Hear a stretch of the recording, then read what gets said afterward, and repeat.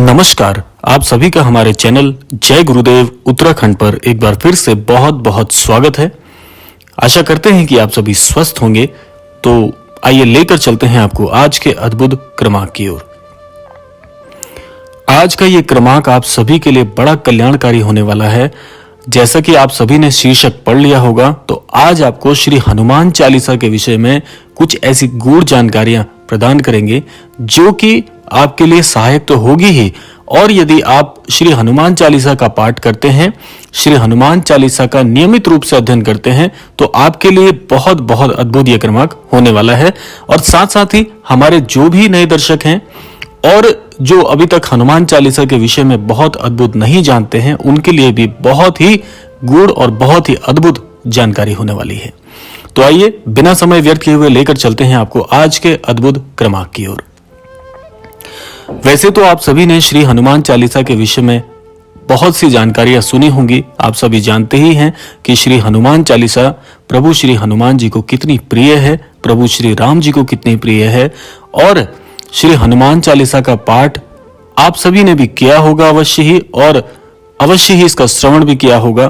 तो बहुत सामान्य सी ये हनुमान चालीसा के विषय जानकारी आप सभी को पता होगी, लेकिन आज आपको कुछ ऐसे हनुमान चालीसा से जुड़े तथ्य बताएंगे जो कि हनुमान चालीसा से प्राप्त होने वाले फल को और भी अद्भुत बना देता है। देखिए, वैसे तो श्री हनुमान चालीसा को पढ़ने का ऐसा कोई अद्भुत नियम नहीं है, क्योंकि हनुमान चालीसा की चौपाइयों में ही इसको इतना सरल बताया गया है कि कोई भी श्री हनुमान चालीसा का पाठ कर सकता है। आप सभी ने श्री हनुमान चालीसा में एक चौपाई सुनी होगी कि जो यह पढ़े हनुमान चालीसा होय सिद्धि साखी गौरीशा, यानी कि जो भी हनुमान चालीसा को पढ़ते हैं वह जो कोई भी हो सकता है। इसको पढ़ने का कोई बहुत विशिष्ट नियम नहीं है, लेकिन इस बात से परे एक बात और भी है कि श्री हनुमान चालीसा बहुत ही रहस्यमयी एक काव्य है, जो कि आप अपने जीवन के साथ जब इसको जोड़कर पूरी तरह से अपने जीवन में श्री हनुमान चालीसा की चौपाइयों को शामिल कर लेते हैं, तो ये बहुत बहुत ही कल्याणकारी और बहुत ही अद्भुत हो जाती है। अब आपको श्री हनुमान चालीसा को पढ़ने के लिए कौन से ऐसे नियमों का पालन करना चाहिए जिससे कि श्री हनुमान चालीसा का जो चमत्कार है आपके जीवन पर भी प्रभावी हो जाए। तो आइए चलते हैं उन नियमों की ओर। अब इसमें सबसे अद्भुत नियम कौन सा है? देखिए, सबसे पहली बात आपको यह ध्यान रखनी चाहिए कि श्री हनुमान चालीसा को पढ़ने से पूर्व आप तन से और मन से दोनों प्रकार से शुद्ध होने चाहिए। शुद्ध की आवश्यकता यहां पर ऐसी है कि आपको अंतर मन से इस बात का एहसास होना चाहिए कि अभी कुछ क्षणों के लिए, जब तक आप श्री हनुमान चालीसा का पाठ करने जा रहे हैं, तब तक अपने मन में कोई भी अन्य सोच विचार लेकर ना बैठें। सबसे पहली बात यही होती है, जब भी आप कोई बहुत विशिष्ट सा कार्य करने जा रहे होते हैं, तो सबसे पहले जो व्यर्थ के विचार हैं, या मैं तो यही कहूंगा कि कोई भी विचार लेकर ना बैठें। मस्तिष्क को बहुत ही एक प्रकार से आपको स्वच्छ और खाली कर देना है, क्योंकि जब आप श्री हनुमान चालीसा का पाठ करते हैं उस समय आपको श्री हनुमान जी का बहुत ही अद्भुत तरीके से ध्यान करना चाहिए। जो कि पहला नियम है वह यही है, मस्तिष्क को बहुत स्वच्छ रखिए, मन को बहुत साफ रखिए, मन में किसी प्रकार का कोई भी विचार ना चल रहा हो। अगर इस प्रकार से आप हनुमान चालीसा का पाठ करते हैं तो वह पाठ श्री हनुमान जी के चरणों में समर्पित हो जाता है। वैसे तो आपकी सभी प्रार्थनाएं हनुमान जी तक पहुंचती हैं। मैं तो एक ही बात कहूंगा कि मन से किया जाने वाला हर कार्य सार्थक होता है, लेकिन फिर भी यदि आप श्री हनुमान चालीसा का पाठ करने से पूर्व स्वच्छ मन से बैठते हैं और बिना विचारों के बैठते हैं और श्री हनुमान चालीसा पर पूरी एकाग्रचित्ता के साथ अगर इसका पाठ करते हैं, तो आपको बड़े ही लाभकारी इसके परिणाम प्राप्त होते हैं। यह है पहला नियम। अब आते हैं दूसरे नियम की ओर। देखिए, दूसरे नियम में भी आपको एक बात का ध्यान अवश्य रखना है कि मन में कोई भी इच्छा लेकर ना बैठे। मन में इसका क्या परिणाम मुझे मिलने वाला है ऐसा कभी ना सोचें, क्योंकि निस्वार्थ रूप से किया गया कार्य, निस्वार्थ रूप से की गई भक्ति सदैव सार्थक होती है। देखिए, वैसे तो हम सभी की कोई ना कोई मनोइच्छा तो है ही, लेकिन फिर भी इसको इस प्रकार से ना करें कि मेरी ये इच्छा इससे पूरी हो जाए, बहुत जल्दी बहुत शीघ्र इससे ऐसा हो जाए। तो ऐसा कोई भी अपना स्वार्थ लेकर ना बैठिए, क्योंकि भक्ति सदैव निस्वार्थ भाव से की जानी चाहिए। और वैसे तो मैं आपको एक बात कहूंगा ही कि क्या जीवन की आपकी परेशानियां, जीवन का अच्छा बुरा क्या हनुमान जी नहीं जानते हैं? महाराज जी एक बात कहते हैं कि श्री हनुमान जी जो भी कहना है आपको, जो भी मांगना है, जो भी आपकी इच्छा है, श्री हनुमान जी से कहिए। लेकिन क्या हनुमान जी आपका हाल नहीं जानते हैं? वे सब कुछ जानते हैं, ईश्वर अंतर्यामी हैं। इसीलिए मन में आप कोई स्वार्थ लेकर ना बैठे, निस्वार्थ रूप से कार्य करिए। तो निस्वार्थ रूप से कार्य करने का एक अलग ही आनंद होता है। और जब आप निस्वार्थता के साथ कार्य को आगे बढ़ाते हैं तो आपको भक्ति में भी एक भक्ति रस जो प्राप्त होता है, भक्ति का जो आनंद प्राप्त होता है, उसके लिए कोई भी शब्द नहीं होते हैं। देखिए, अच्छा दूसरी बात, एक बात और भी है, इस नियम से आपको एक आध्यात्म की और भी जीवन में प्राप्ति होगी कि अब तक यदि आप कोई भी कार्य बेमन से करते थे तो अब आपकी एकाग्रचित्ता बढ़ेगी। इन नियमों का पालन करने से आपके जीवन में एकाग्रचित्ता बढ़ेगी। इसीलिए मैंने आपको कहा कि दूसरा नियम बनाइए कि एकाग्रचित होकर निस्वार्थ रूप से कार्य करिए। फिर देखिए आपको कैसी कैसी शक्तियां श्री हनुमान चालीसा से प्राप्त होती हैं। बढ़ते हैं अगले नियम की ओर। अगला नियम बहुत ही अद्भुत है। अगला नियम जो है वह आपको एक ऐसी नई सीख दे जाएगा जो कि आपके जीवन में होना बहुत परम आवश्यक है। देखिए, तीसरा जो नियम है वह यह है कि जब भी आप श्री हनुमान चालीसा का पाठ करते हैं तो उसका शुद्ध जो शब्दों का जो उच्चारण है वो बड़ा ही शुद्ध आपको रखना चाहिए।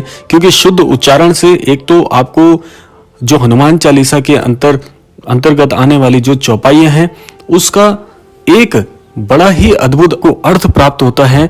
श्री हनुमान चालीसा की प्रत्येक चौपाई का शुद्ध उच्चारण करने से आपके अंतर मन तक श्री हनुमान चालीसा का वास होना प्रारंभ हो जाता है।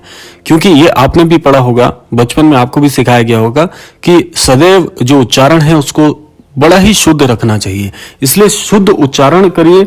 उस उच्चारण से आप जहां बैठ के हनुमान चालीसा पढ़ रहे हैं वह पूरा स्थान दिव्य हो जाता है।